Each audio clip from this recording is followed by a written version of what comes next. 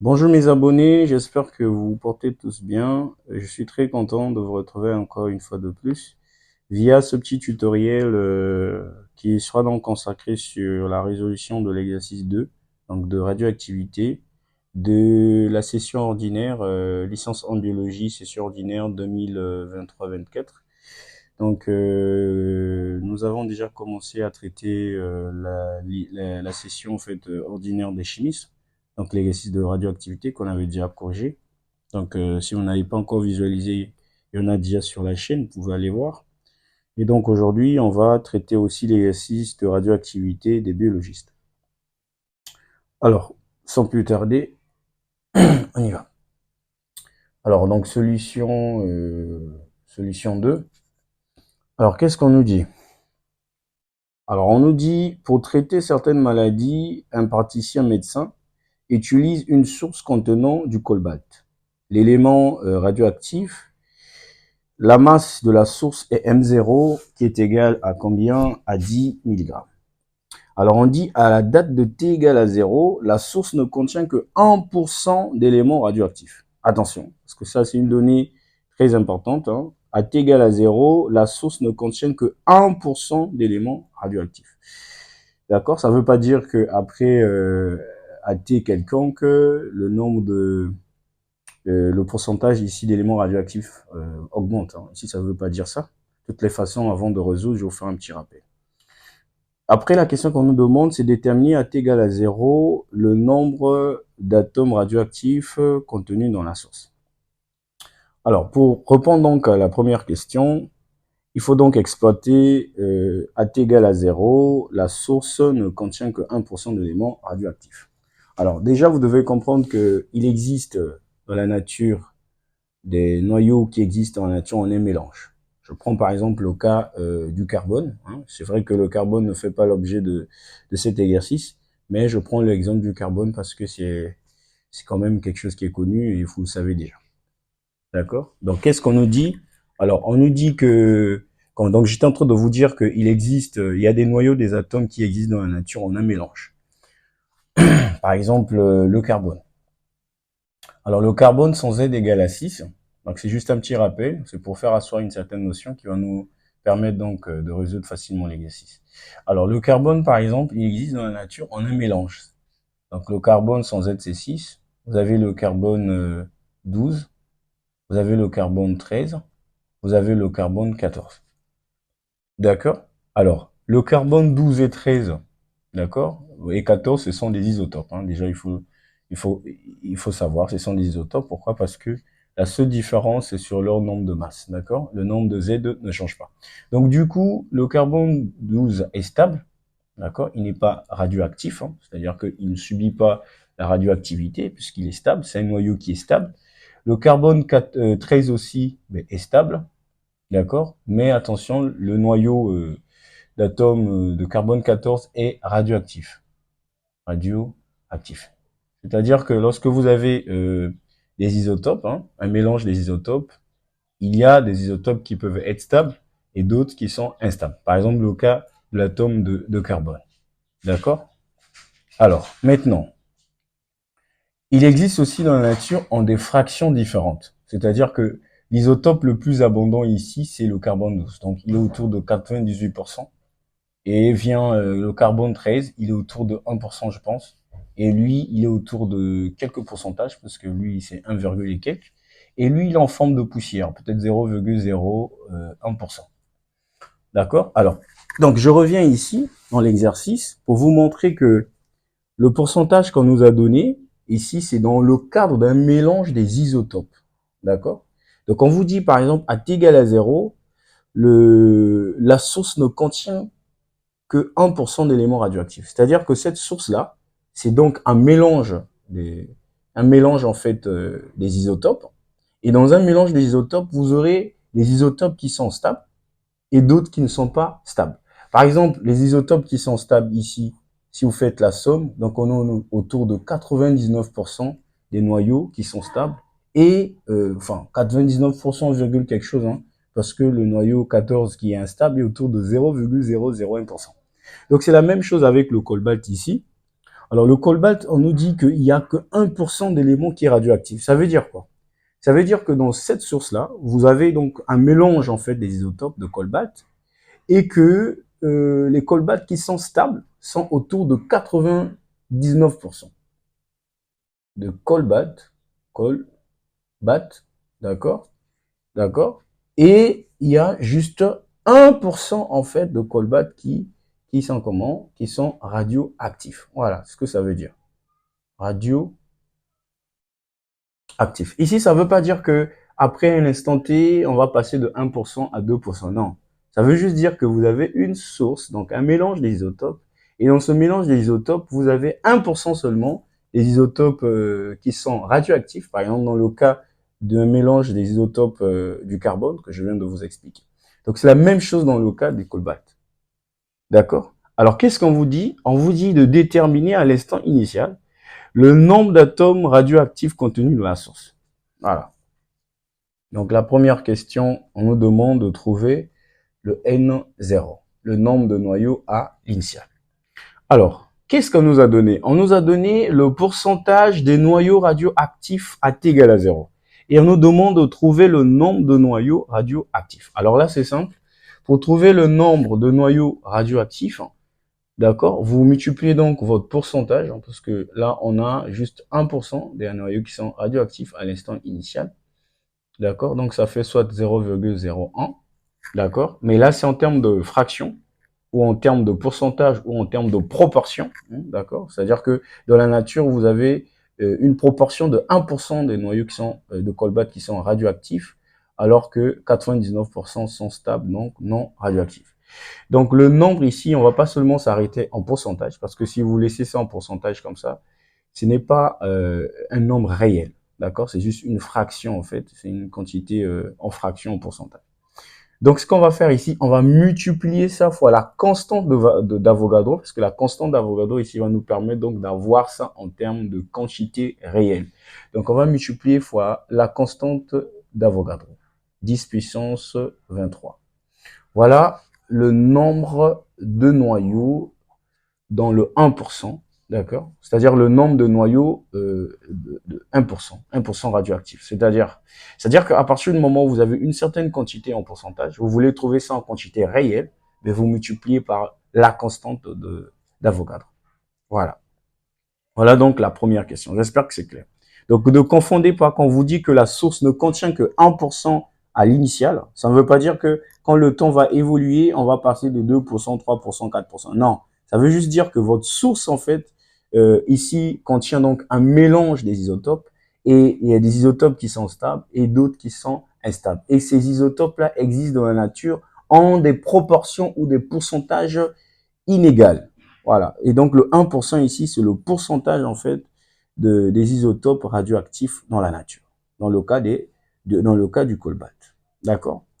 Alors, la deuxième question qu'on vous pose, la deuxième question qu'on vous a posée, c'est le nombre d'atomes radioactifs restants au bout de 5 ans. Alors, ici, on a déjà l'astuce. Fallait voir que le temps qu'on nous a donné correspond bel et bien à la période, d'accord, ou demi-vie du cobalt. Donc ici, ça veut dire que à cette date ici, d'accord, on va donc se retrouver avec la moitié de noyau à l'initial. Parce que on vous dit que la période, c'est quoi? C'est le temps au bout duquel la moitié a désintégré, a disparu. Donc à la fin, on reste avec une autre moitié. Donc ça, c'était une première possibilité. La deuxième possibilité, c'était donc d'aller utiliser l'équation des décroissances radioactives. Ça aussi, c'est une possibilité qui va vous permettre facilement de retrouver. Donc ici, on va donc utiliser la période, c'est-à-dire que sachant que t égale à la période, ça veut dire que le nombre de noyaux restants, c'est égal au nombre de noyaux à l'initiale, et divisé par 2. Donc ici, nous aurons donc 0,01 fois 6,02 fois 10 puissance 23 divisé par 2. Alors là, vous pouvez calculer, parce que j'ai pas de calculatrice qui marche avec moi là, d'accord? Donc vous pouvez calculer, ou soit vous pouvez donc passer par ce que je vous ai dit, l'équation de décroissance radioactive. Bon, je vous rappelle quand même, l'équation de décroissance radioactive, c'est une relation qui lie donc la quantité à n'importe quel instant en fonction de la quantité à l'initiale, exponentielle de moins ln de 2, d'accord, sur la période, pardon, fois quoi? Ben, fois le temps. Voilà. Donc ici, nous avons donc le temps, la date, au bout de 5 ans, d'accord? Et la période ici, c'est 5. Donc vous voyez que 5, 5 se simplifie, d'accord? Et donc ici, on aura et finalement n à l'instant 5 ans, d'accord? Serait égal à quoi? Ben, serait égal à n0 exponentielle de moins lambda 2, d'accord? 5 ans divisé par 5 ans, ça simplifie, ça vous pouvez voir. Et finalement, ici, on aura donc, euh, euh, on aura donc n de 5 ans, sera donc finalement égal à n0, exponentielle, vous savez que ici, c'est ln de 1 sur 2, ln de 1 sur 2, d'accord, de 1 sur 2, et exponentielle d'un nombre, d'accord, exponentielle de ln, c'est égal à quoi? Finalement, on aura donc le nombre de noyaux de 5 ans, à 5 ans pardon, sera égal à n0, voilà, vous voyez bien, ça sera divisé par 2, d'accord, voilà. Donc ça donne la même chose, hein. Vous pouvez donc passer par la méthode, enfin, juste voir que la date correspond bien à la période. Donc facilement, vous pouvez donc diviser votre quantité à l'initiale divisé par 2, ou soit passer par l'équation de décroissance radioactive, remplacer la valeur de la date et la période, vous trouverez donc la quantité à cette date-là. D'accord? Alors, là, c'est simple. Alors, qu'est-ce qu'on nous dit? On nous dit à partir de quoi? À partir de la date de combien? De 35. D'accord? À partir de la date de 35. Alors, c'est la même chose, hein. Donc là, on a droit à utiliser l'équation de la décroissance radioactive, c'est la même chose. Donc ici, AT égale à 35 ans. Alors, AT égale à 35 ans, il faut trouver le nombre de noyaux restants. Alors là, c'est simple, on utilise toujours notre équation.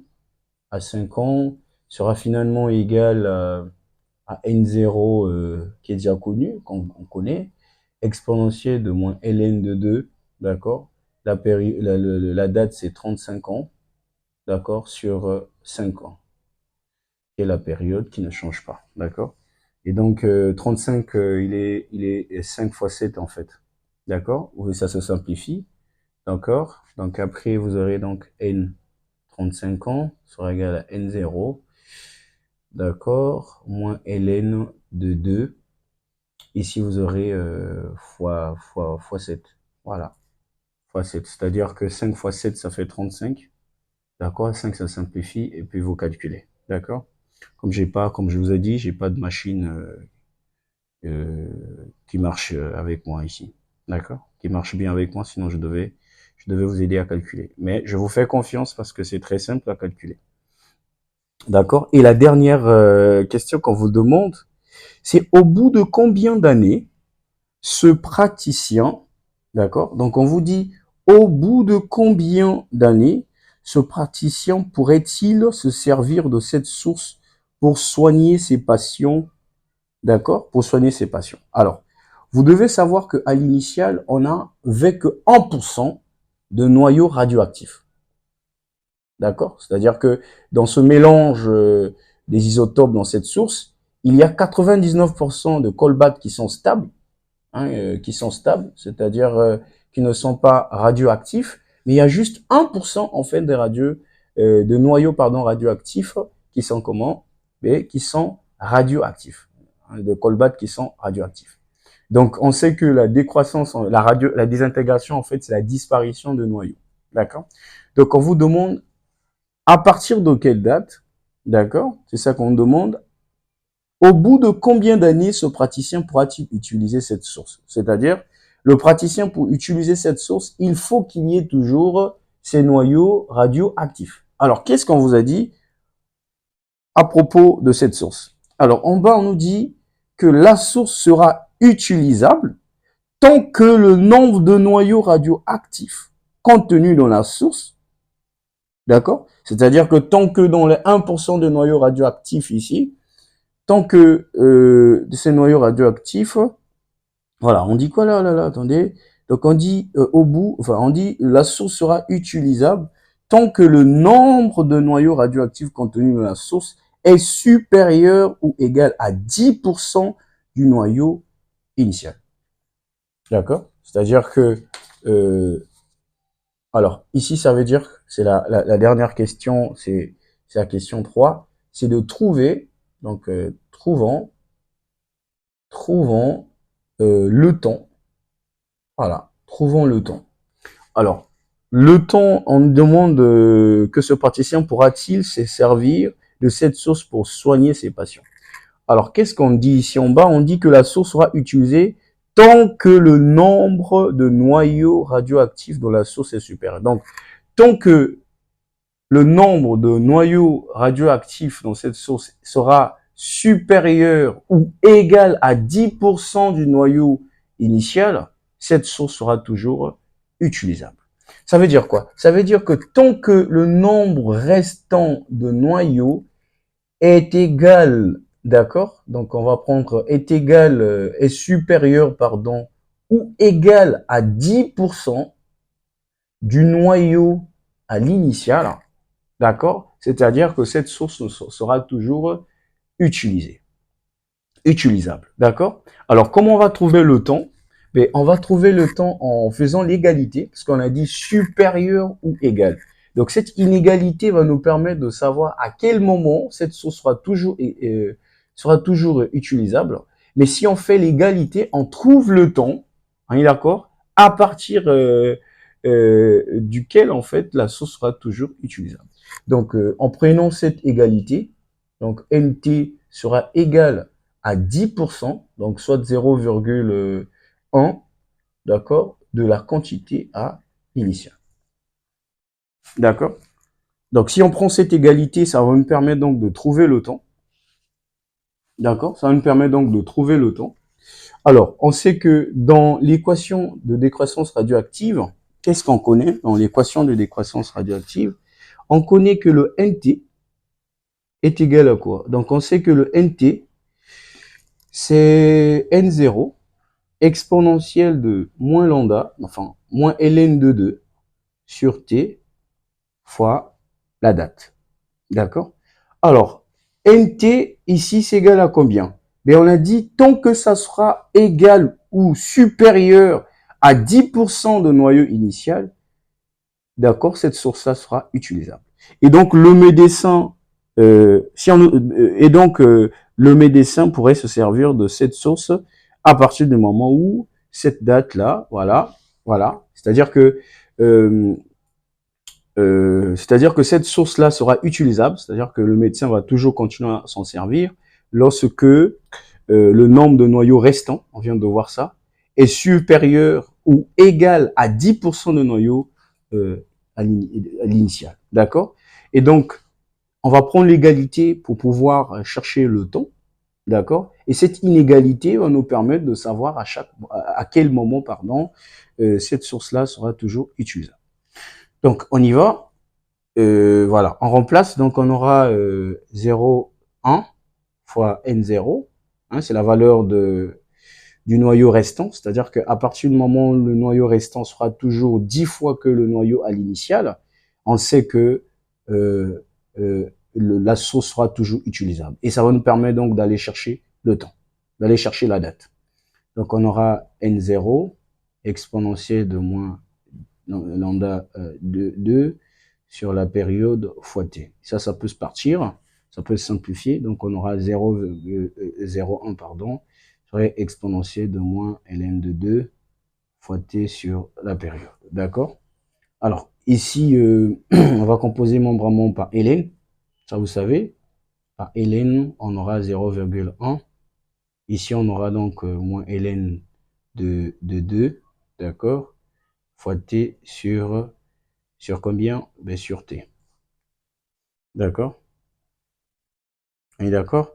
Donc, la période multiplie ln de 0,1 est égal à moins ln de 2 fois t. D'accord? Alors, là, ça passe ici. Donc, on aura la période ln de 0,1 sur ln de 2 sera égal à at. Voilà. Voilà comment est-ce que ben, vous deviez, pardon, voilà comment est-ce que vous devriez trouver, pardon, le temps, en fait. C'est-à-dire que trouver le temps au bout duquel le praticien pourrait-il se servir de cette source. Alors, pour que le praticien puisse s'en servir, il faut que le noyau restant, c'est-à-dire que le nombre de noyaux restants, doivent être supérieur ou égal à 10% de noyau initial. Voilà. Donc, on va prendre donc le côté d'égalité pour pouvoir aller chercher donc la date. Et cette inégalité va nous permettre de savoir à partir de quel moment, en fait, cette source-là sera utilisable. Alors, si vous êtes d'accord avec moi, on pourra donc démontrer à partir de quel moment, pardon, cette source-là sera utilisable. Alors, pour démontrer ça, bon, je crois que ça sera simple, mais après, il faut voir. D'accord? Bon, on pourra s'arrêter même par là, il n'y a pas de souci. Mais sinon, si vous voulez démontrer ça, attention, si vous voulez démontrer ça, il faut déjà que vous changez, par exemple, l'expression de la décroissance radioactive, hein, c'est-à-dire que il y a deux formules. Vous pouvez soit utiliser ça, ce qu'on vient de faire à peine, d'accord. Donc on a ln de 2, voilà, sur la période fois t. Ça c'est la première écriture. On peut donc transformer cette écriture, c'est-à-dire qu'on dit que ln, enfin le nombre de noyaux à l'instant t serait égal à n0. Ici ln de 1 sur 2, d'accord, fois t sur la période. Et que ça, d'accord, on met ça en partie, c'est-à-dire qu'on remplace que tout ça là est équivaut à combien? Bien, à 1,5, d'accord, 1,5, et à la puissance combien? Voilà, à la puissance t sur la période. Donc, cette équation de décroissance radioactive, c'est la même chose qu'ici. Voilà, donc vous devez savoir que l'équation de la décroissance radioactive a deux écritures. Ça peut être soit en fonction de 1,5, d'accord, ou en fonction de l'exponentielle. D'accord? Donc, à partir du moment où vous avez compris cette écriture, on peut donc revenir dans cette inégalité pour connaître à quel moment, en fait, cette source ne sera que utilisable. Donc, cette inégalité, comme je vous disais, ça va vous permettre de savoir à quel moment cette source-là est utilisable. Alors, on y va. Donc, on peut remplacer donc la valeur de nt ici dans cette inégalité. Donc, en prenant cette formule, bien sûr. Donc, on sait que nt est supérieur, d'accord, à combien? À 10%, donc 0,1 fois la quantité à l'initiale. Alors, si on remplace ça par cette formule, d'accord, donc on aura n0, 1,5, d'accord, de t sur t, supérieur à 0,1 fois n0, d'accord. Alors, les n0, on peut le simplifier, donc on va rester avec 1,5 de t sur grand T supérieur à 0,1. Alors ici, on peut composer membre à membre par logarithme de base 2, d'accord. Donc logarithme de base 2, ça sera égal à t sur grand T supérieur ou égal à logarithme de base 2 de 0,1. D'accord. Alors après, et on balance la période de l'autre côté, donc on aura t fois log de base 2, 0,1. Voilà. Donc, ici, ce que ça veut dire quoi? Ça veut dire que à partir du moment où la date sera toujours supérieure ou égale à la période fois cette expression-là, ben, on le sait. On le sait que cette source-là sera toujours utilisable. Voilà. Donc, cette inégalité, comme je vous avais dit, ici, va nous permettre, vous a permis donc de comprendre que à partir du moment où la date sera toujours supérieure d'accord, ou égale à la période plus cette expression-là, veut juste dire que la source sera toujours utilisable. Et on a pris le côté donc d'égalité, d'accord, ce côté d'égalité nous a donc permis de chercher donc la date, puisque l'exercice la question c'était de trouver la date, hein, d'accord. Donc quand vous calculez le temps, ça sera égal à la période fois ln de 0,1 divisé par 2. Voilà. Alors, on est arrivé à la fin. J'espère que ce petit tuto vous sera utile, hein, de corriger donc vos erreurs que vous avez peut-être pu commettre le jour de votre session. D'accord? Donc, on se dit donc après pour d'autres tutoriels.